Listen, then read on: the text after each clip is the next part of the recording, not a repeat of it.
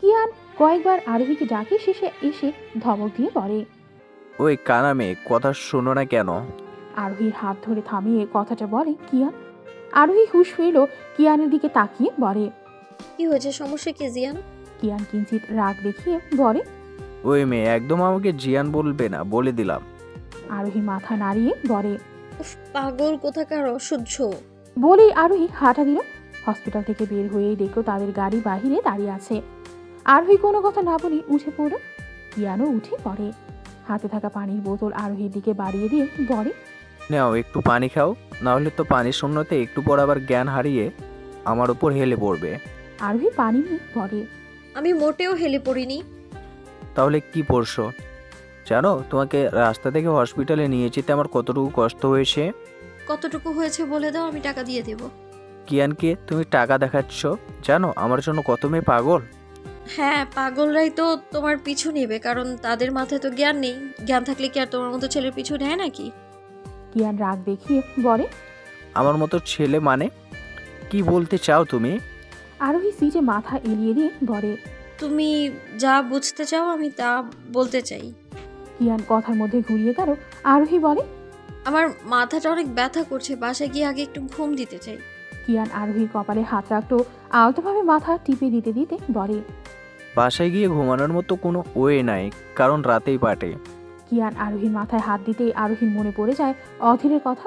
অধীর কিভাবে তার মাথায় বিলি কেটে দিত, বুকে নিয়ে কথা বলতো, কত না সুন্দর ছিল সেই মুহূর্তগুলো। আরোহী দীর্ঘশ্বাস ফেলে, পর মুহূর্তে রাগী গলায় বলে, এই কিয়ান জিয়ান, হাত সরাও। আমি কি বলেছি আমার মাথা টিপে দিতে একবারও? কিয়ান মুখ ভিঞ্চি দিয়ে বলে, ঠিক বলে, মানুষের ভালো করতে নেই। ধুর। কিয়ানো সিটে মাথা এলিয়ে দেয়। আরোহীর শরীরটা কেমন খারাপ লাগছে, চোখ দুটি দিয়ে কষ্ট উপচে পড়ছে তাই সে। তবে আরোহী তা প্রকাশ করতে চাইছে না, বরং লুকিয়ে রাখতে চাইছে। আরোহী দীর্ঘশ্বাস ফেলে মনে মনে বলে, মন খারাপ করে কি লাভ? দিন তো কেটেই যাচ্ছে, হয়তো কাজের কারণে, নয়তো দীর্ঘশ্বাস ফেলে। তবে আমি কখনো এমন দীর্ঘশ্বাস চাইনি। আরোহী চোয়াল শক্ত করে নেয়, চোখ মুখ শক্ত করে মনে মনে বলে, মেমোরিতে সবকিছু সেভ করে রেখেছি, সময় মতো সবটা শোধ করব। খানবাড়ি আজ উৎসবে মেতে উঠেছে। দেশের টপ বিজনেসম্যানরা এখানে উপস্থিত হয়েছেন। শহরের নামি দামি নেতারাও উপস্থিত হয়েছেন খানবাড়িতেই। আশিক খানকে চিনে না এমন মানুষ খুবই কম। সব ধরনের লোকদের সাথে আশিক খানের ওঠা বসা রয়েছে। আশিক খানকে রাজনৈতিক দল বেশ ভালো করেই চিনেন, তাকে পলিটিক্যাল লিডার হিসেবে চায় সাধারণ জনতা। আশিক খানের মুখে নাকি বেশ মধু, সবার সাথে ভালো ব্যবহার করায় তার স্বভাব। খানবাড়ির বাগানের দিকেটায় পার্টির জন্য আয়োজন করা হয়েছে। পরিবারের সবাই সেখানে উপস্থিত আছে। সাংবাদিকরা সবাই আশিক খানকে ঘিরে আছে, তাদের ভিন্ন ভিন্ন প্রশ্নের উত্তর দিচ্ছেন আশিক খান। কিয়ান আর আবির দুজনেই আলাদাভাবে বসে আছে। আবির কোনো কিছুতেই পাত্তা দেয় না। তাদের বাড়িতে এসে অনেক পার্টি হয়, তবে এতে তাকে খুব একটা দেখা যায় না। কিন্তু আজ সে উপস্থিতের কারণ হলো আরোহী। আরোহীর জন্য সে এখানে আছে, না হলে কখনোই বাবার এই পার্টিতে সে আসতো না। আশিক খান হেসে হেসে প্রেসদের সাথে কথা বলছে। তখনই তার নজর যায় বাড়ির মেইন গেটের দিকে। তার নজর অনুসরণ করে ক্যামেরা সহ সবাই গেটের দিকে তাকায়। একটা কালো গাড়ি এসে থেমেছে। হঠাৎ করে গাড়ির দরজা পা দিয়ে ঠেলে খুলে ফেলে কেউ একজন। ও এখানে কি করে? আরবি খান বিড়বিড় করেন। তিনি একদম আশা করেননি অজ্ঞাতকে। কালো প্যান্ট শার্ট পরা, তার উপর কালো কোট পরিহিত একজন সুদর্শন যুবক গাড়ি থেকে বের হয়ে এগিয়ে আসছে খানবাড়ির দিকে। যুবকটিকে দেখেই জ্ঞান হারার উপক্রম হলো উপস্থিত সকল রমণীদের। যুবকটি এগিয়ে আসার ভঙ্গিতেই মারা পড়েছে কয়েক যুবতীর উত্তপ্ত হৃদয়। কালো শার্টের বুকের অংশের খানিকটা বোতাম খুলে রাখার দরুন দবদবে ফর্সা বুকের অংশ দেখা যাচ্ছে। চুলগুলোকে হাত দিয়ে সেট করে রাখা, সিল্কি চুল হওয়ার কারণে কয়েকটা চুল কপালে এসে পড়েছে যুবকটির। বাম হাতে কালো বেল্টের ঘড়ি চকচক করছে। ছেলেটার বেপরোয়া ভঙ্গিতে হেঁটে আসা দেখে এক যুবতী নিজের বুকের উপর হাত দিয়ে বলে, হাই, আমি তো মরেই গেলাম ওর উপর। গম্ভীর মুখে ঝুলে আছে একটা পাকা হাসি। তীক্ষ্ণতার চাহনি, ঘন কালো চাপদারি যে তার। চোখের ঘায়েল অনেকেই। ডার্ক ঠোঁটের বাঁকা হাসি যেন এখনই যুবতীদের প্রাণ নিয়ে ছাড়বে। যুবকটি এগিয়ে আসতেই উৎসুক সবাই তাকে চোখ দিয়ে গিলে খাচ্ছে। খাওয়ারই তো কথা, কারণ বন্ধু বন্ধুর কাছে আসে, কিন্তু শত্রু কি করে আসে? নিজের সবচেয়ে কাছেও বড় দুশ্মনকে নিজের পার্টিতে দেখে একটুও চমকায়নি আশিক খান। বরং ঠোঁটের কোণে মিথ্যে হাসি রেখা নিয়ে হাত বাড়িয়ে দিল সে। ও হ্যালো মিস্টার অধীর চৌধুরী। অধীর ঠোঁট কামড়ে হাসত। গোপনে হোক কিংবা প্রকাশ্যে অধীর আর আশিকের দুশ্মনির কথা জানে না এমন লোক কেউ নেই এখানে উপস্থিত। একে অপরের জানের দুশ্মন দুজন একত্রিত হয়ে হাসি মুখে হাত মিলিয়েছে, দৃশ্যটা যেন সবার মাথার উপর দিয়ে গেল। অধীরকে এখানে কেউ আশা করেনি। সকলেই জানে অধীর আর আশিক নিজেদের ব্যবস্থার কাজের কারণে একে অপরের শত্রু, তবে পারিবারিক কোনো বিষয় হতে পারে এটা কারণ জানা নেই। সবার চোখের আড়ালে তারা একে অপরের জানের দুশ্মন, তবে সবার সামনে সাধারণভাবেই থাকে। আশিক খান সব বিজনেসম্যানদের ইনভাইট করেছেন, কিন্তু করেনি অধীর রায় চৌধুরীকে। তাহলে কি তাদের শত্রুতার কারণে এমনটা করেছেন তিনি? আসলে তাদের মধ্যে কি এমন শত্রুতা, এই কথা নিয়ে ঘাটাঘাটি করবে সবাই। আর জার্নালিস্টরা তো খাল থেকে ছাল বের করতে 1 মিনিটও নেয় না। তারা জানবে একটু, লিখবে আর একটু, এদের কাজটাই তো এমন। আশিক খান এইসব ভেবেই অধীরকে নিজের পার্টিতে ইনভাইট করেছেন। অধীরও সই সই করে চলে এলো। অধীর আশিকের বাড়িয়ে দেওয়া হাতটা ধরে বলে, ভুল বলেন মিস্টার খান, আমার নাম অধীর চৌধুরী নয়, বরং অধীর রায় চৌধুরী। আশিক মনে মনে অধীরকে গালি দিল, তবে মুখে হাসি বজায় রেখে বলে, জি জি তাই তো, welcome and enjoy the party. Adhir হাসল। তার সাথে এসেছে শুভ্র। অধীরকে দেখে রাগ চলে যায় আবিরের। রাগে চোখে অধীরের দিকে চেয়ে আছে সে। আবিরের কাছে গিয়ে অধীর বলে, কি অফিসার, তুমি যে এতটাই সত্য তা তো জানতাম না। নিজের বাবাকে ছাড়লে না শেষমেশ। আবির জোয়ার শক্ত করে বলে, আইন অন্যায়কে ছাড় দেয় না অধীর। I know that. তা আমাদের এখানে হঠাৎ? অধীর চারপাশে চোখ বুলিয়ে বলে, একটা ফুল হারিয়ে ফেলেছে, সেটাই করে নিতে এসছে। আবির বলে, বাগানে হাজারো ফুল আছে, সেখান থেকে নিজের যোগ্য কাউকে নিয়ে নেন। কথাটা বলি আবির সেখান থেকে চলে যায়। অধীর বাঁকা হাসতো, বিড়বিড় করে বলে, কে কার যোগ্য নয় এটা তো সময় বলবে। আমি তো জানি আমি তার যোগ্য নই, তাই তো বারবার তার কাছে ফিরে আসে। ওয়াও, ছেলেটা কতটা হ্যান্ডসাম দেখেছিস তোরা? হ্যাঁ রে, একদম আগুনের গোলা। উফ, কেমন করে তাকাই দেখ, এক দেখে ঘায়েল করে দেই। দেখতে একদম মাফিয়া মাফিয়া টাইপের, তাই না? মেয়েরা এমন কারো কয়েক কথা বলছে। এক মেয়ে তো অধীর আসার পর থেকেই তার সাথে কথা বলার চেষ্টা করছে, তবে অধীর অন্য লোকদের কথা বলতে ব্যস্ত হওয়ার কারণে ব্যস্ত হচ্ছে। অধীর ঠিক বুঝতে পারছে না যে মেয়েগুলো তার উপর হামাগুড়ি খেয়ে পড়ার চেষ্টা করছে। তাতে বিন্দুমাত্র পাত্তা না দিয়ে সে নিজের মতো করে কথা বলায় ব্যস্ত। কয়েকজন মেয়ে গোল হয়ে অধীরকে নিয়েই কথা বলছে। ছেলেটা কি সুন্দর, ইস আমি যদি ওর গার্লফ্রেন্ড হতাম। জানালা দিয়ে এমন অদ্ভুত কথাবার্তা শুনে অবাক হলো আরোহী। বাগানের কাছে দ্বিতীয় তলার তার রুমটা বারান্দায় এসেছিল টাওয়ারটা নিতে। বারান্দার নিচে দাঁড়িয়ে কিছু মেয়েদের এমন উদ্ভট কথা শুনে বেশ অবাক হয় সে। বুঝলো না কার কথা বলছে তারা। আরোহী কোনো পাত্তা না দিয়ে সোজা রুমে চলে যায়। পার্টিতে যাওয়ার তার বিন্দুমাত্র ইচ্ছে নেই। সকাল হতে অনেক ধকল গিয়েছে তার উপর দিয়ে। এতে বেশ ক্লান্ত আরোহী। তাই তো হসপিটাল থেকে ফিরেই কিছু না বলে সোজা নিজের রুমে এসে ঘুমিয়ে পড়েছিল সে। মাত্র ঘুম থেকে উঠল সে। আরোহী আয়নার সামনে দাঁড়িয়ে নিজেকে দেখলো, অবাক হয়ে বলে, এত এলোমেলো লাগছে কেন আমায়? আরোহী শাওয়ার নিতে চলে যায়। একটা লম্বা শাওয়ার শেষ করে বেরিয়ে আসলো সে। গায়ে জড়িয়ে আছে গোলাপি রঙের গোল জামা। ভেজা চুল হতে টপ টপ করে পানি পড়ছে, যার কারণে পিঠ আর কোমরে বেশ অংশ ভিজে গিয়েছে। আরোহী টাওয়াল দিয়ে আয়নার সামনে দাঁড়িয়ে চুল মুছতে লাগলো আর ভাবতে লাগলো কার কথা বলছিল মেয়েগুলো। নিশ্চয় জিয়ান কিয়ানের কথাই বলছিল। বেটা আসলেই সুন্দর। না, সুন্দর না, বান্দর, শুধু মেয়েদের সাথে ফ্ল্যাট করার ধান্দায় থাকে। আরোহী কথাটুকু বলে একটু হাসলো। আচ্ছা, তার কাছে সবচেয়ে সুন্দর পুরুষ কে? আরোহী চোখ বন্ধ করলো। হাত তার থেমে যায়। আরোহী চোখের সামনে ভেসে উঠল এক সুদর্শন যুবকের মুখশ্রী। হৃৎপিণ্ডের ধক ধক শব্দটা বেড়ে যায়। চট করে চোখ খুলতেই রুমের লাইট অফ হয়ে যায়। আরোহী অবাক হয়ে যায়। তাদের বাড়িতে লাইট চলে যাওয়ার কোনো কথাই নেই। তাহলে আরোহী বারান্দায় উকি দিতেই দেখলো নিচে লাইট আছে। আরোহী বিড়বিড় করে বলে, বাড়ির সবখানেই তো লাইট আছে, তাহলে আমার ঘরে কি হলো? জ্যাক। নামটা উচ্চারণ করতে করতে দরজা খুলে পা বাড়ায় বাহিরের দিকে। দরজা খুলে যেই না এক পা বাহিরের দিকে দিয়েছে, অমন কেউ হঠাৎ করে দরজা দিয়ে প্রবেশ করে আরোহী হাত ধরে খুবই দ্রুততার সঙ্গে তাকে দেওয়ালের সাথে চেপে ধরে। আকস্মিক কাণ্ডে হতবুদ্ধি নির্বাক হয়ে যায় আরোহী। চোখ খিচে বন্ধ করে আছে সে। কি হলো কিছুই তার বোধগম্য হলো না। অন্ধকার রুমে পিনপতন নীরবতা বিরাজ করছে। শুধু দুজন মানব মানবীর হৃদযন্ত্রের ধিক ধিক শব্দ ছড়িয়ে আছে চারপাশে। আরোহী সবটা বুঝে উঠতে বলে, কে কে কে আপনি? অজ্ঞাত নিজের মুখটা আরোহীর মুখের দিকে ঝুঁকিয়ে নিল। শীতল কণ্ঠে ফিসফিস করে বলে। আমি জান। চোখ বড় বড় হয়ে যায় আরোহীর। হয়তো তার ভুল ধারণা, হয়তো সে ভুল শুনেছে। তবে এতটা কাছের মানুষের কণ্ঠ কি অপরিচিত হতে পারে কখনো? না, কখনো আরোহীর ধারণা ভুল হতে পারে না। কিন্তু মন মানতে চাইছে না এটা কি করে সম্ভব। আরোহী কাঁপা কাঁপা কণ্ঠে বলে, কে আপনি? কে কে? লোকটা তার কানের কাছে মুখ নিয়ে ঠোঁট দিয়ে কানের লতি স্পর্শ করলো। মৃদু কেঁপে উঠল আরোহী। লোকটা ফিসফিস করে বলে, তোমার টেবিল। অন্তরাত্মা কেঁপে উঠল আরোহীর। বরফের ন্যায় জমে গেল সেখানে সে। ঠোঁট দুটো তীর তীর করে কাঁপতে লাগলো। লোকটা গলার কাছে এসে সজোরে কামড় বসিয়ে দিল। মৃদু আর্তনাদ করতেই লোকটা আরো শক্ত করে চেপে ধরে বলে, কি হলো প্রিন্সেস, এখনো চিনতে পারলে না আমায়? আমি সুইট হার্ট, তোমার প্রাণ প্রিয় ডেভিল হাজব্যান্ড। আরোহী কাঁপা কাঁপা কণ্ঠে বলে। অধীর? অধীর শব্দ তুলে হাসল। খানিক সময় হেসে আবারও আরোহীর কাছে মুখ নিয়ে ফিস ফিস করে বলে, yes yes my queen, your right. Adhir, the Adhir Roy Chowdhury. অধীরের ফিসফিস কণ্ঠের কথা শুনে শরীর অবশ্যই আসছে ক্রমাগত আরোহী।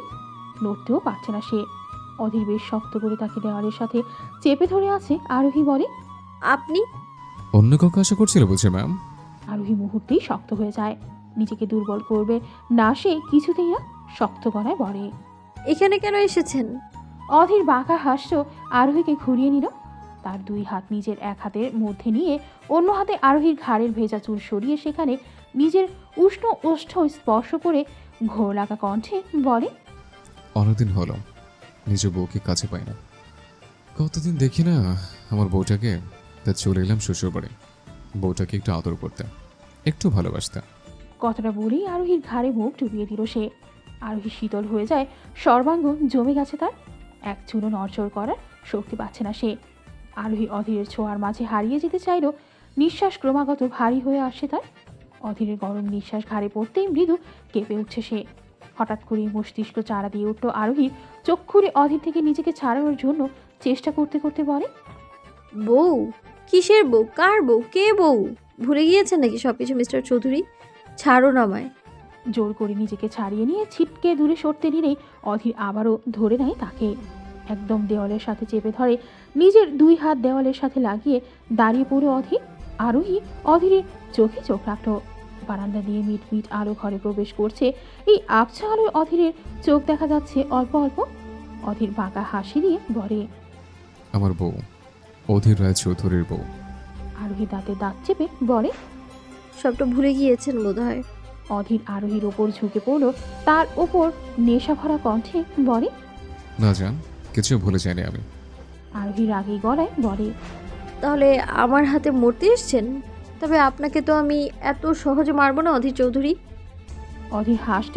তারপর একই কণ্ঠে বলে, সময় বলে দিবে কে কাকে কিভাবে মারবে।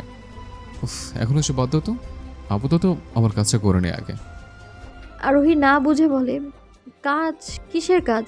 আমার বাড়িতে আপনি আসলেন কি করে? অধীর আরোহীর কাছে গিয়ে বলে, নিজের শ্বশুরবাড়িতে আসতে কি কারো পারমিশন নেব নাকি জান? আরোহী রেগে গিয়ে দিল অধীরের বুকে ধাক্কা। এতে অধীরের কিছুই হলো না, বরং নাটকীয় ভঙ্গিতে বলে, উফ প্রিন্সেস, এমন করে মেরো না প্লিজ। এমনিতে বউর শূন্যতে কয়েকদিনের অবস্থা খারাপ আমার। আরোহী রেগে গিয়ে বলে, একদম বাজে কথা বলবেন না বলে দিলাম। কি সব বলছেন আপনি? ও, এক মিনিট, এখন বুঝলাম, বুঝতে পারছি। কি বুঝলে?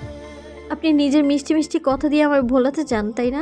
বাট মিস্টার চৌধুরী, আপনি এবার ফেল হয়ে গেছেন। এবার হাজার কথা বললেও এই আরোহী খান গলে যাবে না। আমি নিজের প্রতিশোধ নিয়েই ছাড়বো। অধীর আরোহীর কপালের সাথে নিজের কপাল লাগিয়ে নেশা ভরা গলায় বলে, প্রতিশোধ নিব জান, কিন্তু প্রতিশোধ হলো প্রতিশোধের জায়গায়, আর বউ হলো বউয়ের জায়গায়। আমি দুইটাকে দুই রকমভাবে দেখি। এখন আমি বউয়ের জায়গায়। কথাটা বলেই অধীর নরম তুলতুলে ওষ্ঠকে নিজের উষ্ণ ওষ্ঠের ভাঁজে নিয়ে নিল অধীর। চোখ বড় বড় হয়ে এলো আরোহীর। অধীর এমন কিছু একটা করবে তা তার ধারণারও ছিল না। আরোহী কত সময় শক্ট হয়েছিল, পরপর কামড় অনুভব করতে হাত দিয়ে অধীরকে সরাতে চাইল সে, তবে তার সাথে বেড়ে ওঠা তো সম্ভব নয়। আরোহী অধীরকে ঘৃণা করে, ভালোবাসা ভুলতে চায় সে। আজ অধীরের ছোঁয়াতে হারিয়ে যেতে চাইলেও মস্তিষ্কের মাঝে বিচরণ করতে লাগলো অতীতের সব স্মৃতি। কিভাবে আরোহীকে আঘাত করেছিল অধীর, কিভাবে রাইমার সাথে মিলে তাকে কষ্ট দিয়েছে, সবটা মনে পড়তেই রাগে ক্ষোভে চোখ দিয়ে টপ টপ করে পানি পড়তে লাগলো তার। নিঃশ্বাস বন্ধ হয়ে আসার উপক্রম হতেই অধীর ছেড়ে দেয় আরোহীকে। হাঁপাতে লাগলো দুজন। প্রতিশোধ কতটা ভয়ঙ্কর হতে পারে তা তুমি আমার প্রতিটা যন্ত্রণাদায়ক স্পর্শ অনুভব করবে প্রিন্সেস। নিজের ঠোঁট মুছে কথাটা বলে অধীর। আরোহী রাগী গলায় তেড়ে এসে কিছু বলতে যাবে, তখনই অধীর তার হাত ধরে নিজের বুকের সাথে লেপ্টে ধরে, চোখে চোখ রেখে বলে, রিল্যাক্স জান, এত উত্তেজিত হওয়ার কিছু হয়নি তো। এই খেলাটা তো প্রেমের নয়, তাই না?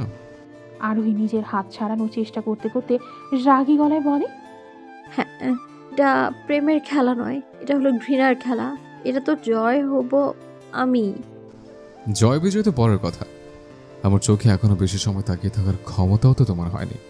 হঠাৎ করে লাইট ফিরে এলো। স্পষ্ট হলো অধীরের মুখ। বাঁকা হাসি দিয়ে আরোহীর দিকে তাকিয়ে আছে সে। আরোহী কয়েক মিনিট থমকে যায়। হৃৎপিণ্ডের বেগতিক ওঠানামা দেখে এখনই জ্ঞান হারাবে সে। কতদিন পর শখের পুরুষের মুখ দর্শন করল সে। দুর্বল হয়ে পড়লে আরোহী। মন চাইল অধীরের বুকে মাথা লাগিয়ে শুয়ে থাকতে। আরোহীকে দুর্বল হতে দেখে অধীর বাঁকা হাসল, কোমর জড়িয়ে ধরে নিজের আরো কাছে নিয়ে এলো তাকে। চোখে চোখ রেখে বলে, পারবে কি নিজের ভালোবাসার মানুষের সঙ্গে ঘৃণার যুদ্ধ করতে? আরোহী দুর্বল হয়ে পড়ছে ক্রমাগত। অধীর আরোহীর মুখের উপর পড়ে থাকা চুলগুলোকে কানের পিছু গুজে দিতে দিতে বলে, আমি কখনো ভাবিনি যে এত তাড়াতাড়ি আমার এই মুখটা তোমাকে আবার দেখাতে হবে। আরোহী ধরা গলায় বলে, এমনটা না করলেও পারতেন। অধীর তাচ্ছিল্যের হাসি দিল। কি করব বলো, তোমাকে কষ্ট দিয়ে তো আমি আনন্দ পাই। আবারও মন ভেঙে গেল আরোহীর। চোখ টলমল হয়ে আসতো তার, দম বন্ধ হয়ে আসছে রীতিমতো। কষ্টে নেতিয়ে পড়বে এখনই অধীরের বুকে। কিন্তু পর মুহূর্তে আরোহী সোজা হয়ে দাঁড়ায়, মনে মনে বলে, দীর্ঘ 1 মাস ধরে নিজেকে এত স্ট্রং করার পরেও আমি আজ তার সামনে দুর্বল হয়ে পড়ছি কেন? আমি কেন তাকে দেখে সবটা ভুলে যাচ্ছি? না, আমি ভুলতে পারি না, কোনো মুহূর্তেই ভুলতে পারি না সে আমার সাথে কি করেছে। আরোহী চোখ বন্ধ করে নিজেকে শান্ত করে। চোখ খুলে অধীরকে দিল এক ধাক্কা। ধাক্কাটা এত জোরে লেগেছে যে অধীর আরোহীর থেকে ছিটকে কয়েক কদম পিছিয়ে যায়। আরোহী রাগে গলায় বলে, আমাকে কষ্ট দিয়ে আপনি আনন্দ পান, কিন্তু আমার তো কষ্টের মধ্যে নেই। এখন আপনি কেন এসেছেন? অধীর নির্লিপ্ত ভঙ্গিতে বলে, তুমি কষ্ট দিতে। কষ্ট? সেটা আবার কি? তাচ্ছিল্য স্বরে বলে আরোহী। অধীর তা দেখে এগিয়ে এসে বলে, আমার সাথে ঘৃণার যুদ্ধ করতে কষ্ট হবে না? আরোহীর চোখ ছলছল করল। তবে সে দুর্বল হলো না এইবার, বরং তাচ্ছিল্যের স্বরে চোখে চোখ রেখে বলে, নিজের ইচ্ছার বিরুদ্ধে গিয়ে পরিবর্তন হওয়ার মতো আর ভয়ঙ্কর যুদ্ধের কষ্ট আছে নাকি? অধীর হাসল। তার এই হাসিটুকুতে হারিয়ে যায় আরোহী। অধীর আরোহীর এমন দৃষ্টি দেখে ফিসফিস করে বলে, ম্যাম, আপনি যে দুর্বল, আমার সামান্য হাসিটুকু সহ্য হয় না আপনার, আর বলছেন প্রতিশোধ নেবেন? Too much funny. আরোহী থতমত খেয়ে যায়। নিজেকে ধিক্কার জানিয়ে কঠিন গলায় বলে, আমি ঘৃণা করি আপনাকে। আর কি বললেন? আপনার হাসি আমার সহ্য হয় না? ঠিক তা না মিস্টার চৌধুরী, আমি আপনার হাসি এই জন্যই দেখছিলাম কারণ এটা আপনার জীবনের শেষ হাসি। এরপর কখনো আপনি হাসবেন না, বরং কান্না করবেন। ও জান, কত উচ্চার দিবে বলো তো? এটা কেন বলছো না যে তুমি আজও আমায় ভালোবাসো? আরোহী একদম নিকটে গিয়ে কথাটা বলে অধীর। আরোহী কঠিন গলায় বলে, ভালোবাসা? কাকে বলে ভালোবাসা? আমি আপনাকে ভালোবাসি এই ভুল ধারণা নিয়ে আপনার ঘুম হয় কি করে? অধীর বলে, এটা আমার ধারণা নয়, এটা রিয়েলিটি। না, এটা ভুল ধারণা আপনার। আমার মনে আপনার জন্য কোনো জায়গা নেই, আছে শুধুমাত্র ঘৃণা। আরোহী থামল। গলা কাঁপছে তার, হয়তো প্রিয় মানুষটির সাথে এত জোরে কথা বলার কারণে, মন থেকে কথাগুলো না বলার কারণে আরোহী নিজেকে শক্ত করে বলে, নারীর ঘৃণা ভয়ঙ্কর জিনিস। এই ঘৃণা যে জায়গায় পড়ে সেখানটা পুড়ে কালশিট হয়ে যায়। আর আমার ঘৃণা তো এর সাধারণ থেকেও অতুলনীয়। অধীর তীক্ষ্ণ নজর তাকিয়ে বলে, আর এই ঘৃণার কারণটা কি? আরোহী চমকায়, ভরকে যায় সে। লোকটা কি তাকে তার সাথে মজা করছে? নাকি তার পুরনো ক্ষতগুলোকে জাগ্রত করার চেষ্টা করছে? আরোহী রাগী গলায় বলে, আমার সাথে মজা করছেন? মজা তো বউর সাথেই করে। আমি আপনার বউ নই, তাহলে কি? শত্রু। জানিয়ে দিব একদম আপনার। কথাটা বলেই অধীর থেকে নিজেকে ছাড়িয়ে টেবিল থেকে ফল কাটার ছুরিটা হাতে নিয়ে নিল আরোহী। সোজা অধীরের বুকের উপর লাগিয়ে ধরে। হঠাৎ এমন কিছু একটা হওয়াতে বিন্দুমাত্র অবাক হলো না অধীর। ছুরি ধরে রাখা আরোহীর হাতের ওপর হাত রেখে চোখে চোখ লাগিয়ে পড়ে। পারবে নিজের জানের জান নিতে? আরোহী চমকে যায়। নির্বাক হয়ে হাত কেঁপে উঠল তার। অধীর তীক্ষ্ণ নজর দিয়ে বলে, কষ্ট হবে না একটু? হাত থেকে ছুরিটা মাটিতে পড়ে যায় আরোহীর। জোরে জোরে নিঃশ্বাস নিল সে। তারপর অধীর থেকে দূরে সরে এসে পড়ল। চোখ বন্ধ করে নিজেকে শান্ত করার চেষ্টা করলো সে। আরোহী চিৎকার করে বলে, না, একটুও কষ্ট হবে না আমার। আর হলেও আপনার দেয়া কষ্টের কাছে এই কষ্ট কিছুই না। আমি আপনাকে ছাড়বো না একদম। তো ধরে রাখো। কেন রাখবো? ভালোবাসো না আমায়? আপনি বাসেন? অধীর ফোঁস করে একটা দীর্ঘশ্বাস ফেলল। সে আজও কোনো জবাব দিল না, বরং চুপচাপ দাঁড়িয়ে রইল। আরোহী তাকে দেখে তাচ্ছিল্যের স্বরে বলে, আপনি আমাকে ব্যবহার করলেন, কিন্তু ভালো তো আর বাসলেন না। অধীরের দিকে তাকিয়ে টলমল চোখে শক্ত গলায় বলে, হায় আফসোস। অধীর হাসল। তা দেখে আরোহী কঠিন গলায় বলে, আপনি ভেবেছেন আমি আপনার দূরতে মরে যাব? জি না মিস্টার চৌধুরী। তাহলে ছুরিটা ফেলে দিলে কেন? ইচ্ছে করেই ফেলে দিয়েছি, কারণ আপনাকে আমি এক নিমিষেই মারবো না। আমি আপনাকে তিলে তিলে শেষ করব। অধীর দুই দিকে মাথা নাড়ায়। দুই হাত প্যান্টের পকেটে ঢুকিয়ে আরোহীর দিকে এগিয়ে আসে। ঠোঁটে শয়তানি হাসির রেখা টেনে ফিস ফিস করে বলে, তোর কিসের দেরি মিস খান? তাহলে শত্রু শত্রু খেলাটা শুরু করা যাক এবার। আরোহী মুখ শক্ত করে নিল, কঠিন স্বরে বলে, ইয়েস স্যার, এবার খেলা শুরু করব। অধীর দুপা এগিয়ে এসে তীক্ষ্ণ চাহনি নিক্ষেপ করে বলে, তাহলে সূচনাটা আমিই করি। আরোহী বুঝল না অধীরের কথা। তখনই নিচ হতে বেশ হট্টগোলের শব্দ ভেসে এলো কানে। আরোহী চমকে যায়, নিচের দিকে দৌড় দেয়। তখনই অধীর আরোহীর এক হাত চেপে ধরে নিজের কাছে নিয়ে আসে। তারপর নাটকীয় ভঙ্গিতে বলে, কাম ডাউন প্রিন্সেস, এখনো সূচনা ভালো করে হয়নি। আরোহী অস্থির গলায় বলে, হাত ছাড়ুন আমার। নিচে কি হচ্ছে? সবাই এত চিৎকার কেন করছে? ছাড়ুন আমায়। ওকে প্রিন্সেস, তবে আস্তে আস্তে যাও, খেলাটা ভালো করে শুরু হতে দাও। আরোহী অধীর থেকে নিজের হাত ছাড়িয়ে নিচের দিকে যায়।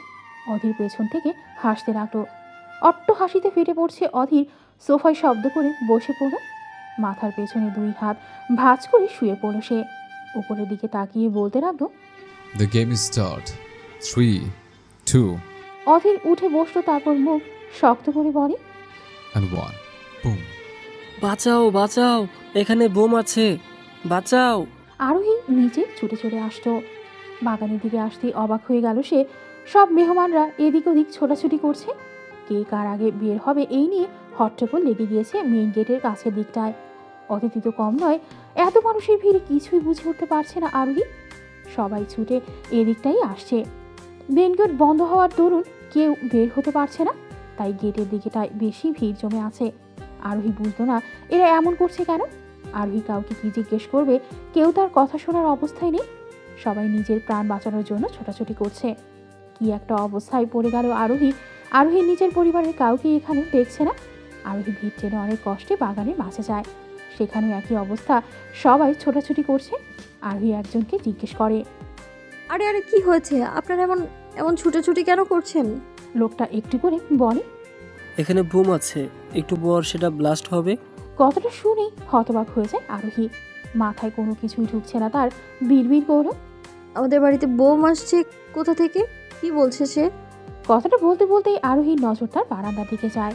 সেখানে অধীর দাঁড়িয়ে আছে, দুই হাত উঁচু করে র্যালিংয়ের উপর রেখে আছে, মাথাটা নিচু করে আরোহীর দিকে তাকিয়েছিল সে। আরোহী তাকাতেই দুই আঙুল দিয়ে নিজের ঠোঁট স্পর্শ করে হাওয়াতে উড়িয়ে দেওয়ার মতো করে আরোহীর দিকে তাকায়। আরোহীর বুঝতে আর বাকি রইল না এইসব অধীরের কাজ। আরোহী রাগী গলায় বলে, আপনাকে তো আমি। দাঁতের দাঁত চেপে সহ্য করল সে। বিড়বিড় করে বলে, কাম ডাউন আরো, কাম ডাউন। ওকে তো পরে দেখবো, এখন পরিস্থিতি নিয়ন্ত্রণে আনতে হবে। আর বাবা কোথায়? আরোহী বাবা বাবা বলে ডাকতে লাগলো।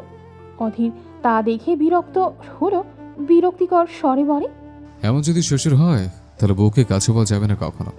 শালা শ্বশুর আমাকে আর শান্তি দিল না। আরোহী ছুটে যায় ভিড়ের মাঝে। আশিক খান বা অন্য কাউকেই খুঁজে পাচ্ছে না সে। আরোহী বুঝতে পারছে না আসলে হচ্ছেটা কি। আরোহী থামলো, নিজেকে শান্ত করলো সে। কোমরে হাত দিয়ে ভাবলো, আমি আগে শান্ত হয়ে নিই, আগে কনফার্ম হয়ে নিই আসল কাহিনীটা কি। আসলে কি বাড়িতে বোম আছে নাকি এটা শুধুই গুজব? আরোহী চতুর্দৃষ্টিতে আশপাশ দেখলো। লোকজন সবাই ছোটাছুটি করছে। তাদের ভাষ্যমতে এখানে বোম আছে আর সেটা কিছুক্ষণের মধ্যেই ব্লাস্ট হবে। তবে এত সময় গড়িয়ে গেল, কই বোম তো ব্লাস্ট হলো না। তাহলে নিশ্চয়ই এটা গুজব। তবে এদের শান্ত কি করে করা যায়? আরোহী ধীরে ধীরে সামনের দিকে এগিয়ে যায়। আশপাশ বারবার দেখতে লাগলো, বুঝতে চাইলো আসলে কোথা থেকে কি হচ্ছে। হাঁটতে হাঁটতে একটা বিকট শব্দ শুনতে পেল সে। শব্দটা বেশ অন্যরকম লাগছে তার কাছে। শব্দের উৎপত্তি খুঁজতেই লক্ষ্য করলো সামনে একটা টেবিল। টেবিলটা কেমন কাঁপছে। আজব, টেবিল কাঁপছে কি করে? আরোহী কৌতূহল বশত একটু নিচু হয়ে টেবিল নিচটা দেখলো। নিচে তাকাতেই চোখ তার কপালে। আরোহী অবাকের শেষ পর্যায়ে দাঁড়িয়ে পড়লো। সে এখন রাগ করবে নাকি হাসবে এই নিয়ে পড়ে গেল মহা বিপাকে।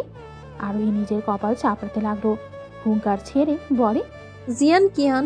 কিয়ান মেয়েটাকে ছেড়ে আরোহীর দিকে তাকায়, কিন্তু মেয়েটা আবারও কিয়ানকে জড়িয়ে ধরে ভয়ে বলতে লাগলো, আমার বেশ ভয় করছে, বোম ফেটে গেলে আমি মারা যাব তো। আরোহী ভ্রু কুঁচকে নেয়, তারপর বিড়বিড় করে বলে, ন্যাকা। আরোহী কিয়ানের দিকে তাকিয়ে ঝাড়ি দিয়ে বলে, তুমি এখানে এই টেবিলের নিচে কি করছো? কিয়ান নিজের চেহারাটা বাচ্চাদের মতো বানিয়ে অসহায় কণ্ঠে বলে, দেখো না, আমি ভালো করেই দাঁড়িয়েছিলাম, কোথা থেকে এই রমণী এসে আমার কোলে উঠে পড়লো, সোজা এই টেবিলের নিচে এসে আমাকে জড়িয়ে ধরলো। ওহ গড, আমি এত সুন্দর কেন? আরোহী সরু চোখে কিয়ানকে দেখলো, বিরক্ত নিয়ে বলে, ও তোমার কোলে উঠে পড়লে আর তুমি ওকে কোলে নিয়ে এখানে বসে থাকলে? কিয়ান কান্না করার মতো ভাব নিয়ে বলে, আর বলো না, এই মেয়েকে যদি একটু দূরে সরিয়ে দেই তখনই এই রমণী কান ফাটানো চিৎকার দিয়ে আমার কানের 12টা বাজিয়ে দেয়। তাহলে নিজের কান হারানোর মতো দুঃসংবাদ আমার নেই। বিয়ের পর আমার বউ আমাকে কত কথাই না শুনিয়ে ছাড়বে যদি কান না থাকে তো। আরোহী বিরক্ত হলো কিয়ানের উদ্ভট সব কথাবার্তায়। বিরক্ত নিয়ে বলে, এই নাটক কম করো, এখন বেরিয়ে আসলো বাইরে কি সব হচ্ছে এগুলা। আর বোম কোথায়? বাবা মা ভাইয়া সবাই কোথায়? এখনই বেরিয়ে এসো। কিয়ান টেবিলের নিচ হতে বেরিয়ে আসতে নেবে তখনই মেয়েটা চিৎকার দিয়ে উঠল। কিয়ান নিজের কান ধরে নিল, মাথা চক্কর দিয়ে উঠল। কিয়ান অসহায় কণ্ঠে মেয়েটাকে বলে, ওহে প্রিয় রমণী, ইহা তুমি না করলেও পারিতে, আহামোর অত সাধের কান দুখানা। আরোহী এবার চেঁচিয়ে বলে, এই যে মিস, নাটক কমিয়ে করো, নইলে এমন নাটক বানিয়ে দিব না যে জীবনেও নাটকের নটাও জানবে না। মেয়েটা বলে, এখানে বোম আছে তো। আরোহী বিরক্তি নিয়ে বলে, এখানে কোনো বোম নেই, সবটাই মিথ্যে, গুজব ছিল। কিয়ান তা শুনে মেয়েটার হাত তার থেকে ছাড়িয়ে দিল এক ঝাড়ি। অসভ্য তো রমণী কোথাকার। মেয়েটা একটু নেকামির স্বরে বলে, শোনেন না, আসলে। কিয়ান চোখ মুখ খিচে বলে, নাটক কম করো প্রিয়। কথাটা বলেই আরোহীর হাত ধরে টানতে টানতে এগিয়ে এলো। আরোহী হঠাৎ এমন হওয়াতে রেগে যায়। কিয়ানকে বলে, তুমি আবার টানছো কেন? কিয়ান হাঁটতে হাঁটতে বলে, আরে একটু ভাব নিচ্ছি আর কি। এই পরিস্থিতিতে তোমার ফান করার মতো অবস্থা আছে? কিয়ান থামলো। আরোহী কিয়ান থেকে নিজেকে ছাড়িয়ে সোজা গেল মাইকের সামনে। কিয়ানও তার পিছু পিছু গেল। আরোহী মাইক নিয়ে কিছু বলতে লাগলো, তবে আশ্চর্যজনকভাবে মাইক কাজ করছে না। কিয়ান অবাক হয়ে বলে, কিছু সময় আগে ও তো ভালোই চলছিল, হঠাৎ করে নষ্ট হয়ে গেল। আরোহী রাগী হাতে মাইকটা মাটিতে ছুঁড়ে মারো, দাঁতে দাঁত চেপে বলে, নষ্ট হয়নি, বরং নষ্ট করেছে। আরোহী কিয়ানের উদ্দেশ্যে বলে, দেখো সবাই হট্টগোল লাগিয়ে দিয়েছে, তাই প্রথমে গিয়ে তুমি মেইন গেটটা খুলে দাও, আর এদিকে আমি দেখছি।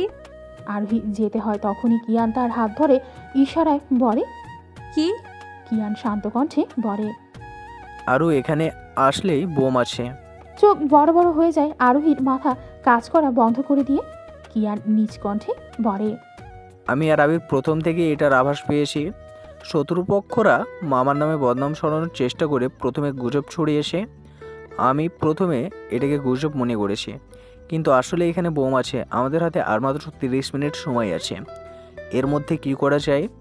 মামাকে আর মামিকে আবির আগেই বের করে দিয়েছে। মামার উপর হামলা করার চেষ্টা হয়েছে। মেন গেট বাইরে থেকে তালা দিয়ে দিয়েছে তারা। এখন কেউ বের হতেও পারবে না। আরোহী বাকরুদ্ধ হয়ে যায়, মাথায় কিছুই আসছে না তার। মাথা রীতিমতো ঘুরছে এখন। কি বলবে কি করবে কিছুই বুঝতে পারছে না সে। প্রথমে তার মাথায় এটাই এলো, এতগুলো মানুষের প্রাণ আপনি নিজের প্রতিশোধ নেওয়ার জন্য নিয়ে নেবেন অধীর? আপনি এতটা নিচু হতে পারেন? ছি অধীর, ছি। এখন তো আমার নিজের উপরে ঘৃণা হচ্ছে যে আমি আপনার মতো একজন জঘন্য মানুষকে ভালোবেসেছিলাম। আরোহী বার কয়েক নিঃশ্বাস নিল নিজেকে সামলে। আরোহী বলে, আর যাই হয়ে যাক, এই শত্রু শত্রু খেলার মাঝে এতগুলো মানুষের প্রাণ যেতে পারে না। কি করা যায়? আরোহী মাথায় হাত দিয়ে ভাবতে লাগলো। মাথা পুরোটাই থেমে গিয়েছে তার। আরোহী কিয়ানকে বলে, বোম আসলো কোথায়? কিয়ান বলে, সঠিক জানি না, তবে এই বাগানের মাঝেই আসে। আরোহী বলে, কতটা সময় আছে? 30 মিনিট। আরোহী সোজা হয়ে দাঁড়ায়, কিয়ানকে বলে, দরকার হলে নিজেরা মরে যাব, তবে অন্য কারো গায়ে আঁচ আসতে দেব না। পেছনে দরজায় সবাইকে নিয়ে চলো। কিন্তু সেখানটাও টালা ঝুলিয়ে দিয়েছে। তালা ভাঙাও যায় না? আরোহী ছুটে যায় পেছনের দিকে। বাড়ির পেছনের দিকে একটা ছোট দরজা আছে। অধীর কিয়ানকে তীক্ষ্ণ দৃষ্টিতে দেখল। চোয়াল শক্ত হয়ে এসেছে তার। রক্তলাল চোখে পা বাড়িয়ে বাহিরে আসতো সে। আরোহী পেছনের দরজার কাছে এসে দেখল সেখানে একটা তালা ঝুলছে। আরোহী মাটিতে জোরে লাথি দিল। ফাল্লা, কি করব? আরোহীর চোখ পড়ল পাশে পড়ে থাকা একটা পাথরের দিকে। বেশ ভারী হবে, কিন্তু আরোহী তাতে তোয়াক্কা করল না। কষ্ট করে সেটা উঠিয়ে তালার উপর তা দিয়ে আঘাত করতে আরম্ভ করল। আরোহী ক্রমাগত আঘাত করাতে তালা ভেঙে যায়। আরোহী পাথরটা ছুঁড়ে ফেলে দিল। দরজা খুলতে দিল, তখনই সবাই এদিক দিয়ে বের হতে লাগলো। আরোহী ভিড়ের মধ্যে ধাক্কা খেয়ে মাটিতে পড়ে যায়। পায়ে একটু চোটও লেগে যায় তার। আরোহী অনেক কষ্টে উঠে যায়। একে একে সবাই বেরিয়ে যায়। আরোহী আবারও ভেতরের দিকটায় আসতো, কেউ আছে কিনা বাকি। বাগানের মাঝে আসতেই চোখ কপালে উঠে যায় আরোহীর। অধীরের হাতে ছোট একটা ছুরি, যার মধ্য দিয়ে টিপ টিপ রক্ত শব্দ বের হচ্ছে। তা শুনে আরোহীর বুঝতে আর বাকি রইল না অধীরের হাতে কি। আরোহী চিৎকার করে বলে, হাত থেকে ওটা ফেলে দিন। আরোহীর অস্থির কণ্ঠের কথা শুনে ভ্রু কুঁচকে তাকায় অধীর। তার ভাবভঙ্গি একদম স্বাভাবিক, যা দেখে আরোহী আরও অস্থির হয়ে পড়ল। অধীরের হাত থেকে তো সেটাকে ছিটকে ফেলে দিতে চাইলে অধীর তার সরিয়ে নেয়। মাথা নাড়িয়ে রাগীর স্বরে বলে, পাগল হয়ে গিয়েছ? আরোহী বলে, আপনি পাগল হয়ে গিয়েছেন, ফেলে দিন ওটা, যদি ফেটে যায়। অধীর আরোহী থেকে দূরে সরে বলে, আমার সামনে থেকে চলে দাঁড়াও এক্ষুনি। না, আমি আপনাকে ছাড়বো না। অধীর ধমকের সুরে বলে, আরও জেদ করো না, এতে জানার ভয় আছে অনেক। অধীর তা নিয়ে ছুটে যেতে নেয়, তখনই হাত থেকে জিনিসটা ছিটকে কয়েক হাত দূরে সরে পড়ে যায়। অধীর কোনো দিক না ভেবে আরোহীকে নিজের বুকের সাথে চেপে ধরে কয়েক পা পিছিয়ে যায় মাটিতে। আরোহী অধীরকে শক্ত করে জড়িয়ে ধরে চিৎকার করল, অধীর। কয়েক মিনিট অতিবাহিত হওয়ার পর যখন কোনো কিছুই হলো না, তখন অধীর চোখ খুলে তাকায়। আরোহী আর সে দুজনেই বুঝতে পারছে আসলে কি হয়েছে। অধীর অবাক হয়ে পড়ে। ওটা বোম ছিল না। আরোহীও তাই ভাবলো। তারপর নিজের অবস্থান দেখে অধীরকে ধাক্কা দিয়ে সরে এলো সে। অসাবধানতা বশত আরোহী পড়ে যেতে নিল। অধীর হাত ধরে নিল। আরোহী রাগী গলায় বলে, ছাড়ুন আমায়। অধীর এক চোখ ছোট করে বলে, ছেড়ে দিলে তো পড়ে যাবে। তখনই কিয়ান চেঁচিয়ে বলে, আর পরে গেলেই তো মরে যাবে। আরোহী অধীরের দিকে তাকিয়ে দাঁতে দাঁত চেপে হিসিয়ে বলে, বলে আমি একা মরবো না, আপনাকেও সাথে নিয়েই মরবো। অধীর হাতটা আরো শক্ত করে ধরে নেশা ভরা কণ্ঠে বলে, মরে তো আমি এমনি গিয়েছে তোমার রূপে, প্রিন্সেস। এই বাজে কথা বন্ধ করুন আর ছাড়ুন আমায়, নইলে আমি আপনাকে ছাড়বো না বলে দিলাম। অধীর ভ্রু কুচকে ফেলে। আরোহীকে ভালো করে দেখে বলে, ছেড়ে দিব? আরোহী বিরক্ত নিয়ে বলে, না, কোলে তুলে নিন। অধীর ভ্রু উঁচু করে বলে, সত্যি তো? আরোহী কিছু বলতে যাবে তার আগেই অধীর তাকে পাঁচ করে নিয়ে নিল। কিয়ানের চোখ বড় বড় হয়ে যায়। তার চেয়ে বেশি অবাক হয়েছে আরোহী। আরোহী হাত পা ছোড়াছুড়ি করতে করতে বলে, এই তোর অসভ্য বদমাইশ লোক, নামান আমাকে, নামান, এক্ষুনি নামান, অসভ্য লোক, বউ লাগে তোর। অধীর আরোহীকে নিয়ে একটু দূরে গিয়ে দাঁড়ায়। আরোহীর দিকে তাকিয়ে বলে, না, বিয়ান লাগো। কথাটা বলেই ধপাস করে আরোহীকে মাটিতে ফেলে দেয় সে। কিয়ান ছুটে এসে আরোহীকে ধরতে নেয়। তখনই আরোহী দিল এক ছাড়ি। সব অসভ্য অভদ্র আমার কপালেই জুটেছে, সর এদিক থেকে। অধীর আস্তে করে আরোহীকে মাটিতে ফেলেছে, তাই একটুও ব্যথা পায়নি সে। তবে রাগেই রি রি করতে করতে উঠে দাঁড়ায়। অধীরের দিকে তাকিয়ে দাঁত চেপে বলে, আমাদের মান সম্মান নষ্ট করার জন্য এখানে বোম আছে বলে গুজব ছড়িয়েছেন, এরপর এখানে আসল বোম রাখলেন। এতটাই ঘৃণা করেন আমাদের যে প্রতিশোধ নেওয়ার জন্য এতগুলো প্রাণ নিতেও আপনার বুক কাঁপেনি? আরে আপনি তো মানুষ না, আপনি তো একটা অমানুষ। ছি। আরোহী একটু থামল। অধীর স্বাভাবিক ভঙ্গিতে পেন্টের পকেটে 2 হাত গুজে দাঁড়িয়ে আছে। তাকে যে আরোহী এত কথা বলছে তাতে বিন্দুমাত্র ভ্রুক্ষেপ করল না সে। আরোহী এতে আরও ক্ষিপ্ত হয়ে বলতে লাগলো, আর আপনি এখনো স্বাভাবিকভাবে দাঁড়িয়ে আছেন?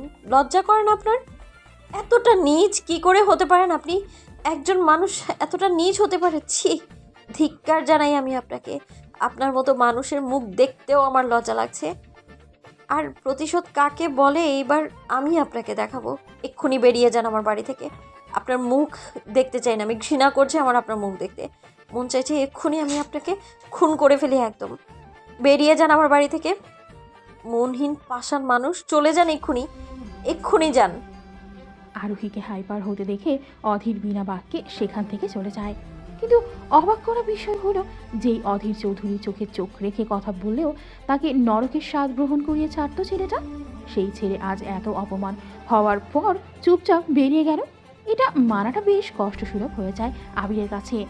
অধীর এইভাবে বিনা বাক্যে বেরিয়ে যাবে এটা সে এই জন্মেও ভাবেনি। অধীরকে সে অনেক আগে থেকেই চেনে। তার সাথে অধীরের শত্রুতা কোনো পারিবারিক বিষয় নিয়ে নয়, বরং অধীরের কালো ব্যবসাটা নিয়ে। অধীর সর্বদাই বিচক্ষণ আর চতুর মানুষ। তার ক্রিমিনাল মাইন্ডের আগে আজ অব্দি কোনো অফিসার টিকতে পারেনি। তা আবিরের বেলায়ও হলো। সে হাজার চেষ্টা করেও অধীরের বিরুদ্ধে কোনো প্রমাণ পায়নি। অধীর তা পেতেই দেয়নি কখনো। আবিরের ভাবনার মাঝে আরোহী ছুটে বাড়ির ভেতরে চলে যায়। আবির একটা দীর্ঘশ্বাস ফেলে। তার বাবা কারণে আজ তার বোনটা এত কষ্ট পাচ্ছে। আবির কিছুই বলে না। কিয়ান জিজ্ঞেস করে, ও বম রেখেছে? আবির শান্ত গলায় বলে, বমটা ও রাখেনি। আমি অধীরকে ভালো করেই চিনি।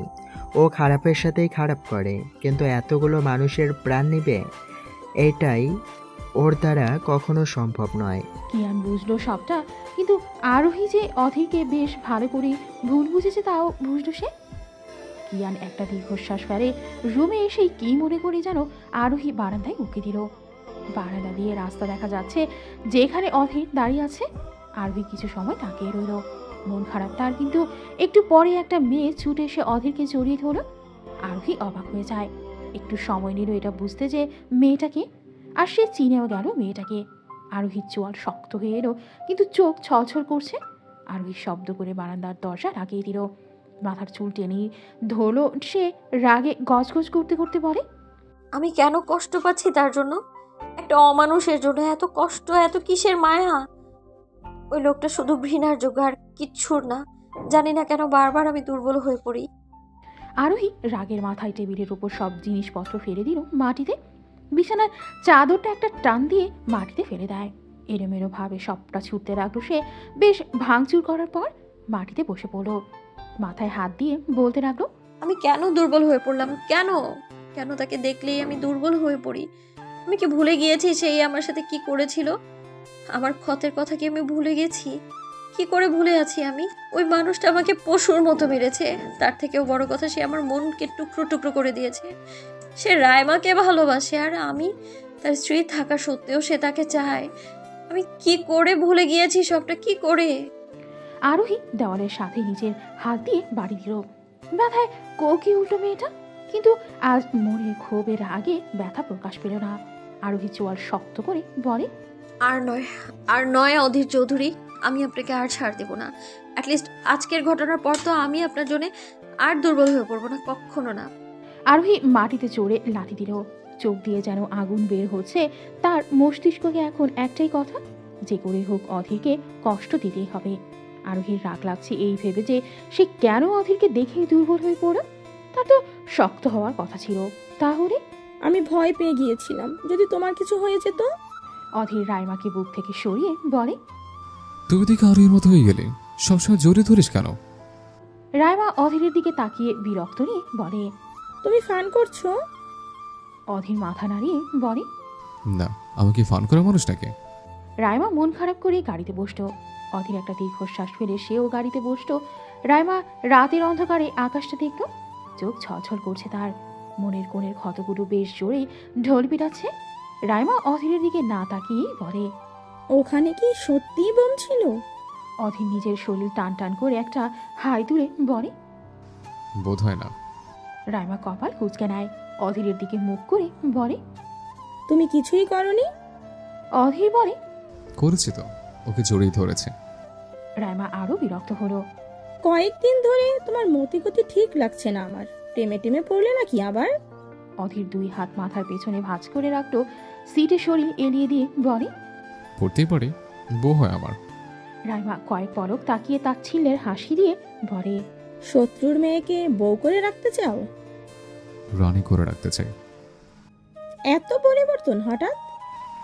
আগে ছিল, লক্ষ্য করো ঠিক করে, তাই। রাইমা থামলো। হঠাৎ করে অপরাধের কি হলো বুঝতে পারছে না সে। রাইমা তীক্ষ্ণ দৃষ্টিতে তাকিয়ে বলে, প্রতিশোধ নিতে হয়তো পারবে না। অধীর ঝাড়ি দিয়ে বলে, তোকে এত কথা কেন বলতে বলেছে? কে বলেছে যে আমি প্রতিশোধ নেব না? তাহলে প্রেমে যে পড়লে? প্রেমে পড়লে কি প্রতিশোধ নেওয়া যায় না? একটা কথা মাথায় রাখবে, আমি এখনো ভিলেন। আমার কাছে ক্ষমা আশা করবি না। আমি কিছুও ভুলিনি, তবে আরোহী থেকে দূরে থাক। ওকে দিয়েই তো খেলা হবে। ও কোনো খেলার পুতুল নয়। রাইমা চমকে যায়। অধীরের এই পরিবর্তন তার সুবিধার ঠেকছে না। রাইমা অবাক হয়ে বলে, এইসব কথা তুমি বলছো? আমার তো বিশ্বাস হচ্ছে না। তুমি তো ওকে কম আঘাত করনি, তখন মনে ছিল না এসব কিছু? তখন অবুঝ ছিলাম। রাইমা তীক্ষ্ণ দৃষ্টিতে তাকিয়ে বলে, এতেও কি তোমার নতুন কোনো চাল আছে? অধীর মাথা নাড়ায়, যার অর্থ না। রাইমা দাঁত খিচে সবটা সহ্য করো। শরীর জ্বলে উঠল তার। রাইমা অধীরকে বলে, আমার কষ্টের আগে ও কিছুই না। অধীর ঘাড় ঘুরিয়ে তাকায় মলিন কণ্ঠে বলে, ও আমাদের থেকে কম কষ্ট পেয়ে বড় হয়নি রায়। সকাল 11টা বাজে। সবাই নিজ নিজ কাজে ব্যস্ত। কনফারেন্স রুমে লাইট অফ। শুধু চকচক করে জ্বলছে সামনের বড় পর্দাটা, যার সামনে গম্ভীর মুখে দাঁড়িয়ে আছে এক যুবতী। হাত নাড়িয়ে নাড়িয়ে গম্ভীর মুখে নিজের প্রজেক্টটা বুঝিয়ে দিচ্ছে সবাইকে। উপস্থিত সবাই বেশ মনোযোগ সহকারে তার কথা শুনছে। পিনপতন নীরবতার মাঝে শুধু যুবতীর কণ্ঠে কথায় কানে শোনা যাচ্ছে। আশিক খান মেয়েটির মুখ বিপরীত পাশে চেয়ারে গম্ভীর মুখে বসে আছেন। এক হাত মুখের উপর দিয়ে একটু ঝুঁকে তিনি সবটা দেখছেন। যুবতী সবাইকে নতুন প্রজেক্ট সম্পর্কে আপডেট দিচ্ছে। কিভাবে কি করতে হবে একটুও বিরক্তির ছাপ তার মুখে নেই। আছে একরাশ গাম্ভীর্যতা। কালো কোট পরিহিত, চুলগুলোকে একদম ছেড়ে দিয়েছে। কোমর অব্দি না হলেও ছুঁই ছুঁই সিল্কে চুল। একদম ফর্মাল ড্রেসে আছে সে। হাত ঘড়ির দিকে তাকিয়ে আরোহী পড়ে, টাইম ইজ ওভার, আপনারা এখন উঠতে পারেন। সবাই উঠে দাঁড়ায়। একে একে সকলেই চলে যায় নিজ নিজ কাজে। আরোহী ক্লান্তি শরীর নিয়ে চেয়ার টেনে বসল। কিছু ফাইল চেক করছিল, তখনই আশিক খান বলে, আমি আজ ব্যর্থ বাবা। হঠাৎ এমন কথা শুনে আরোহী চোখ তুলে তাকায়। নরম গলায় বলেন, কে বলেছে বাবা? এমন কথা বলছো কেন? আশিক একটা দীর্ঘশ্বাস ফেলে বলেন, কেউ আমাকে কিছুই বলেনি, তবে আমি অনুভব করেছি আমি বাবা হওয়ার যোগ্যতা রাখি না। আরোহী কপাল কুঁচকে নেয়। আশিক খানের দিকে এগিয়ে যায় সে। তার সামনে হাঁটু গেড়ে বসে বলে, কে বলেছে বাবা? তুমি আমার বেস্ট বাবা, আমার সুপার হিরো তুমি, পৃথিবীর সব থেকে ভালো বাবা তুমি, আমার বাবা। আশিক খান আরোহীর মাথায় হাত বুলিয়ে দেন। শান্ত গলায় বলেন, আমি সবটাই জানি মা, তুমি এইসব আমার মন ভালো করার জন্য করছো। তবে মা বলো তো, ছোটবেলায় তুমি আমার ভালোবাসা পেয়েছো কি না? আরোহী চুপ করে যায়। ছোটবেলা বাবার ভালোবাসা তো দূরের কথা, বাবা শব্দের অর্থটাও বুঝতো না সে। আরোহীর মন খারাপ হয়ে যায়, তবে নিজেকে শান্ত করে সে বলে, তখন না পেলেও এখন তো পাচ্ছি, এ নিয়ে এত মন খারাপ করার কি আছে বাবা? কিছুই নেই মা, এই সময় আমি তোমাকে ভালোবাসা দিতে পারছি না। তোমার এখন বিয়ের করে সংসার করার কথা, সেখানে আমি তোমাকে আমার অফিসের দায়িত্বও করেছি বলে এটা কি ঠিক? আরোহী শান্ত গলায় বলে, বাবা আমি বাকি মেয়েদের মতো নই, তাদের থেকে ভিন্ন আমি, তাই এইসব নিয়ে মন খারাপ করবে না একদম প্লিজ। আরোহী উঠে দাঁড়ায়। হঠাৎ করেই তার মাথা চক্ষটায়। চেয়ারটাকে শক্ত করে ধরল সে। কয়েক মিনিট দাঁড়িয়ে থেকে তারপর কেবিন থেকে বেরিয়ে এলো সে। উদ্দেশ্য নিজের কেবিনে যাবে সে। তার বেশ কাজ পড়ে আছে, আর সব থেকে বড় কাজ হচ্ছে যেটা তার মাথায় চলছে। এখন এই সব শরীর খারাপকে পাত্তা দিলে চলবে নাকি তার? আরোহী নিজের কেবিনে আসতেই অবাক হলো। কিয়ান কেবিনের উপর মাথা রেখে ঘুমিয়ে আছে। আরোহী একটা দীর্ঘশ্বাস ফেলে চেয়ার টেনে বসতে বসতে বলে, এতই যখন ঘুম পাচ্ছে তখন চলে যাচ্ছ না কেন? লাফিয়ে উঠল কিয়ান। চুলগুলো একদম এলোমেলো হয়ে গিয়েছে তার।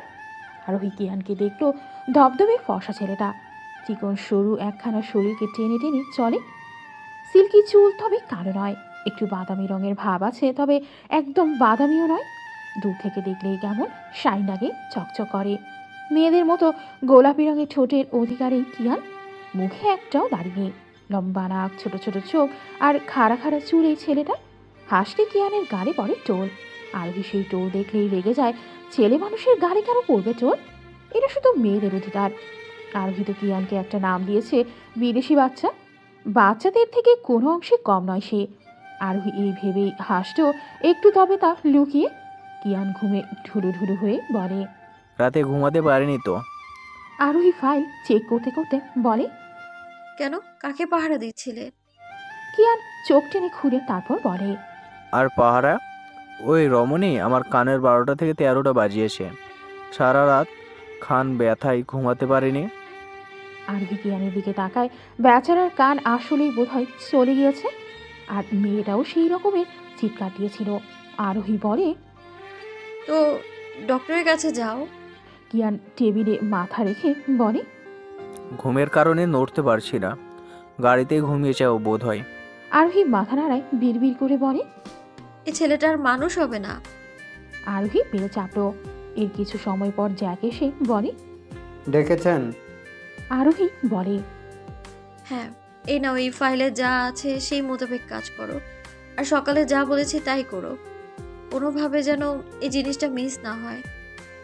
আমিও খেলবো খেলা, আর বাকিটা দেখে নিও। আমি আসছি। জ্যাক বলে, কোথায় যাচ্ছেন? আরোহী উঠে দাঁড়ায়, কিয়ানের কাছে যেতে যেতে বলে, এই জিয়ানের কান লাগিয়ে আসি। এই চকলেট বয়, উঠেন এবার। রমণীদের সাথে ফ্লার্ট করতে গেলে এমনই হয়। উচিত শিক্ষা হয়েছে আপনার, এবার ওঠো। আরোহী কিয়ানকে টেনে টেনে নিয়ে যাচ্ছে।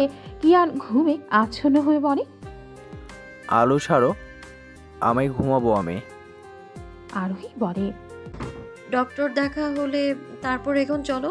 আর আমার নাম আরোহী, নট আলু। কিয়ান গাড়িতে বসলো, গাড়ি নিয়ে যাচ্ছে ডক্টরের কাছে। আরোহী কিয়ানকে বেশ বকা দিল। কিয়ান একটু পরপর মুখ ভেঙচি দিচ্ছে, তা দেখে আরোহী বলে, এ তুমি আসলে ছেলে তো? কিয়ান তাকিয়ে বলে, কোনো সন্দেহ? হ্যাঁ অবশ্যই, ছেলে হয়ে মেয়েদের মতো সব কিছু করো কেন? কিয়ান বলে, আমি কিছুই করি না, সব মেয়েরা করে। আরোহী বলে, অতিরিক্ত মেয়েদের সাথে ঘেঁষাঘেঁষি করলে এমনই হয়। আমি কি করব, মেয়েরাই তো আসে আমার কাছে, বলে চকলেট বয়। আমি চকলেট বয় না, ছাই। কিয়ান আবারও মুখ ভেঙচি দিল। আরোহী রেগে যায়। কিয়ান মিটমিট করে হাসল। ডাক্তারের কেবিনে এসে বসলো দুজনে। ডাক্তার কিয়ানকে প্রথমেই বলে, নাম কি? কিয়ান জ্যাকিস। ও, বিয়ান জোনাকি। কিয়ান আরোহীর দিকে তাকায়, আরোহী ডাক্তারের দিকে। কিয়ান বলে, ডক্টর, আমার নাম কিয়ান জ্যাকিস। ডাক্তার কান পেতে বলে, হ্যাঁ তাই তো লিখলাম, বিয়ান জনিলা। কিয়ান মুখ ছিটকে বলে, আগে টুকুটাও ছিল, বেটা একটা নষ্ট করে দিল। এই ডক্টর, আমার নাম কিয়ান জ্যাকিস। ডাক্তার চশমা ঠিক করে বলে, বিয়ান দেখছি। কিয়ান বলে, আমি কি দেখব? ডাক্তার ধমক দিয়ে বলে, এই আমার সাথে মজা করো? জানো আমি কত বড় ডক্টর? লেখছি তো কিয়ান দেখছি। কিয়ান মাথা চুলকাতে লাগলো। আরোহীকে বিড়বিড় করে বলে, আসার সময় ঠিক অ্যাড্রেস এসেছি তো নাকি? এটা কানের ডক্টর নাকি মাথার? আরোহী বিরক্ত নিয়ে বলে, উনি কানের ডক্টর। এখন চুপচাপ সমস্যা বলো। ডাক্তার আবারও বলে, এই সমস্যা কি তোমার? কিয়ান অনেক দুঃখী দুঃখী ভাব নিয়ে বলে, আর বলেন না ডক্টর, এ কষ্ট বলার মতো না। ডাক্তার চশমা খুলে পাশে রাখলো। লোকটার বয়স আনুমানিক 50-এর বেশি হবে, দেখতেও বেশ বয়সী লাগে। লোকটা কিয়ানকে বলে, এই সমস্যা কি তোমার? কি হয়েছে বাবা? তোমার কয় নম্বর বউ চলে গেছে? আরোহী সহ কিয়ান দুজনেই চমকে তাকায়। আরোহীর তো পেট ফেটে হাসি আসছে। কিয়ান বলে, বউ চলে গিয়েছে মানে? আমি কখন বললাম বউ চলে গিয়েছে? আমি তো এখনো বিয়েই করিনি। আমার মতো চকলেট বয়কে কয় নম্বর বউ চলে গিয়েছে এটা জিজ্ঞেস করতে আপনার লজ্জা করলো না? ডাক্তার দুঃখী ভান নিয়ে আফসোসের কণ্ঠে বলে, আহা কি কষ্ট, বেচারা এইটুকু বয়সে বউহারা হলো। আফসোস আফসোস। তা বাবা, তোমার ছেলে মেয়ে কয়জন? এই বেটা, আপনার কানে কি সমস্যা নাকি? আর তার সাথে চোখও সমস্যা, সব বলছে উনি। লোকটা কিয়ানকে সান্ত্বনা দিয়ে বলেন, বাবা, আমি তোমার কষ্টটা বুঝেছি। আমারও 6 নম্বর বউটা পাশের বাড়ির কাজের মেয়ে সকিনার ছেলের বন্ধুর মামাতো ভাইয়ের ছেলে মদনের সঙ্গে পলায়ন করিয়েছে। আমার যাহা কষ্ট লাগিয়েছিল তার আর বলার মতো না। আমার বউটা ছিল বেশ সুন্দরী, কিন্তু বালিকা বুঝল না মোর বেদনা। 8টা সন্তান রাখিয়া সে হইল পর বেগানার বউ। আরোহী আর না পেরে উঠে গেল। লোকটা কিয়ানকে চেপে ধরে বসেছে, একের পর এক কথা বলছে। বেচারা কিয়ান ফেসে গিয়েছে, চেঁচিয়ে বলছে, ভাই, দাদু, খালু, মামা, চাচা, কোথায় তোমরা? দেখো, মেরে ফেললো আমারে এই বইরাই। এই বেটা কে রে? কোন নোবেল প্রাপ্তি ব্যক্তি কানে ডক্টর বানিয়েছে? তাকে আমি অস করে দিব। এই বেটারে বলি একটা, শুনে আরেকটা, আর বলে আরেকটা। দয়া করে ছেড়ে দাও আমাকে, আমি এখনো বাসর ঘরে যাইনি। আমার না হওয়া বইয়ের কথাটা ভাবো একটু। আমার কান ঠিক হয়ে গিয়েছে, বাঁচাও। লোকটা আরো কষ্টের সহিত বলে, কোনো সমস্যা নেই বাবা, তুমি আরও একটা বিয়ে করো, কোনো সমস্যা নেই। আমি তো এখন 12 নম্বর বিয়েটা করলাম। আরোহী নিজের ফোনটা দেখতে দেখতে করিডোর দিয়ে হাঁটছিল। হঠাৎ কারোর সাথে ধাক্কা লেগে ফোনটা পড়ে যায়। অজ্ঞাত তড়িৎ গতিতে ফোনটা তুলতে তুলতে বলে, ও সরি, আমি দেখিনি, সরি। আরোহী মেয়েটার দিকে তাকিয়ে বলতে লাগলো, সমস্যা নেই। থামলো আরোহী। চিরচেনা মুখটা দেখে বুকটা কেঁপে উঠল তার, চোখ ছলছল করে উঠেছে এখনই। মেয়েটাও বেশ অবাক আরোহীকে এই রূপে দেখে। আরোহী কাঁপা কাঁপা কণ্ঠে বলে, তুই? আরোহী অবাক হয়ে কথাটা বলে। আরোহীর শরীর থরথর করে কাঁপছে অজানা কারণে, হয়তো প্রিয় মুখটা দেখার পর। আরোহী তড়িৎ বেগে চলে আসতে নিতেই মেয়েটা তার হাত ধরে ডাকে, আরু। করুণ আর ভালোবাসা মিশ্রিত কণ্ঠের ডাক তুচ্ছ করতে পারল না আরোহী। বুক কেঁপে উঠল তার। এই মানুষটাই তাকে প্রথম থেকে চিনে। আরোহী অনেক কষ্টে বলে, হাত ছাড়ো অনুষ্কা চৌধুরী। আরোহীর এমন কঠিন কথা শুনে কান্না চলে এলো অনুষ্কার। সবচেয়ে কাছের বান্ধবীর কাছে এমনটা আশা করেনি সে। অনুষ্কা আরোহীর হাত ছেড়ে তার সামনে এসে দাঁড়ায়। ছোট সাদাসিধে মেয়েটার কঠিন মুখ দেখে বুক তার কেঁপে উঠল। আরোহীর ভয়ঙ্কর পরিবর্তন তার মন খারাপ করে দিয়েছে। আরোহী আর আরোহী নেই, সে এখন আরোহী খানে পরিবর্তন হয়ে গিয়েছে পুরোপুরি। অনুষ্কা করুণ গলায় বলে, আমাকে কবে থেকে অনুষ্কা বলে ডাকতে লাগলি আরু তুই? আরোহী কঠিন গলায় বলে, আমার নাম আরু নয়, আরোহী। এই নামে শুধু আমার প্রিয়জনেরাই ডাকার অধিকার রাখে। আমি বুঝি তোর কেউ না? আরোহী চুপ, একদম চুপ। এতটা কঠিন সে এখনো হতে পারেনি। অনুষ্কা আরোহীর মুখে হাত বুলিয়ে বলে, তুই চলে যাওয়ার পর কতবার ভাইয়াকে জিজ্ঞেস করেছি তুই কোথায়, কি হয়েছে তোর সাথে, তুই কেন চলে গেলি, কত জায়গায় তোকে খুঁজেছি জানিস? ওই দিন টিভি নিউজে যখন তোকে দেখলাম তখন আমি কতটা খুশি হয়েছি তুই জানিস? আমার আরও নিজের পরিবার পেয়েছে নিজের আপনজনদের। আমি সত্যি অনেক খুশি, কিন্তু আর তুই বাড়ি ছেড়ে চলে এলি কেন? একটাবার আমাকে বলতে তো পারতি। আর ভাইয়ের সাথে তোর কি কিছু হয়েছে? আরোহী কি বলবে না বলবে তার মুখ দিয়ে কোনো কথাই বের হচ্ছে না। পৃথিবীর সবার সাথে রাগ করে থাকলেও এই একটা মানুষের সাথে কখনো রাগ কিংবা অভিনয় করতে পারবে না আরোহী। কি করেই পারবে? ছোটবেলা থেকে এই মানুষটাই তো আরোহীকে আগলে রেখেছে। আরোহী অনেক কষ্টে বলে, কিছু হয়নি। আর আপনি নিজের শত্রুর সাথে কথা বলছেন কি করে? অনুষ্কা অবাক হয়, অবাক গলায় জোরে বলে, শত্রু? কে শত্রু? বন্ধু থেকে এখন শত্রু হয়ে গেলাম কি করে? আরোহী অবাক গলায় বলে, কেন? কিছুই জানো না তুমি? এত অবুঝ কেন সাজো ভাইয়ের মতো? সবচেয়ে বড় ধোকা তো তুমিই দিয়েছো আমায়। নিজের ভাইয়ের সত্যিটা জানা সত্ত্বেও তুমি আমায় ইচ্ছে করে তার সাথে বিয়ে দিলে। তুমিও তো জানতে আমি কে, কি আমার পরিচয়, তারপরেও সবটা লুকিয়েছো। নিজের ভাইয়ের পরকীয়া লুকিয়েছো। ধিক্কার জানাই তোমায়। কথাগুলো বলেই গটগট করে সেখান থেকে প্রস্থান করলো আরোহী। অনুষ্কা ঠায় দাঁড়িয়ে রইল। তার মাথায় এটা আসছে না যে আরোহী কি সব বলল এইগুলো। অনুষ্কা বিড়বিড় করে বলে, ভাইয়ার পরকীয়া? Like seriously? আরও এসব কি বলল? এই যে মিস, সরে দাঁড়া, আমার বমি পাচ্ছে। বেশি সময় নষ্ট করা যাবে না, না হয় এখানেই আপনার উপর গড় গড় করে ঢেলে দিব। হঠাৎ এমন এমন পুরুষালী নিভু নিভু কণ্ঠে কথা শুনে আনুষ্কা ফিরে তাকায়। একটা ছেলে দরজা ধরে দাঁড়িয়ে আছে বহু কষ্টে। অনুষ্কার বেশ মায়া হলো, সে এগিয়ে এসে ছেলেটাকে ধরে বলে, কোন ডক্টরের কাছে যাবেন বলুন, আমি নিয়ে যাচ্ছি। অনুষ্কার কথা শুনে চোখ বড় বড় হয়ে যায় কিয়ানের। নিজের দুই কানে হাত দিয়ে চেপে ধরে বলে, আবারও ডক্টর? এই জীবন দরকার হলে বইয়ের কাছে যাব না, তবুও ডক্টরের কাছে আসবো না। কিয়ানের উদ্ভট সব কথাবার্তা শুনে চোখ মুখ কুঁচকে নেয় অনুষ্কা। এমন আজগুবি মার্কা কথা এলো আগে কখনো শুনেছে বলে মনে হয় না তার। কিয়ানকে জিজ্ঞেস করলো, কী সব বলছেন আপনি? আপনি বোধহয় ভুল হসপিটালে চলে এসেছেন, এটা পাবনা হাসপাতাল নয়। কিয়ান কপাল কুঁচকে নেয়, পাশ ফিরে তাকায় অনুষ্কা নামক মেয়েটির দিকে। সে তার এক বাহু ধরে আছে। কিয়ান দুঃখ প্রকাশ করে বলে, ওহ, আমি কেন সুন্দর হলাম! এই হসপিটালে এসেও মেয়েদের যন্ত্রণায় বাঁচি না। এই যে আন্টি দেখুন, আপনার বয়স আর আমার বয়স, আমাদের মিল এই জন্মে সম্ভব নয়। অন্য জন্মে ট্রাই করবেন দয়া করে। হোয়াট ইউ মিন বাই অন্য জন্মে ট্রাই করবেন? কিয়ান নিজের কান থেকে হাত সরিয়ে বলে, এতদিন মনে করতাম আমি একাই খালি ইংলিশ ছাড়ি, এখন তো দেখি আমার দেখা দেখি সবাই এমনটা করে। এই যে মিস আন্টি, নিশ্চয়ই আপনি এত চেঁচামেচি করে দেখেন, এতদিন পর আপনার বিয়ে হয়নি। আমি ভুলে যান, টাটা। কিয়ান দুই পা বাড়িয়ে আর যেতে পারে না। পেছন থেকে কেউ একজন তার কলার চেপে ধরে আছে।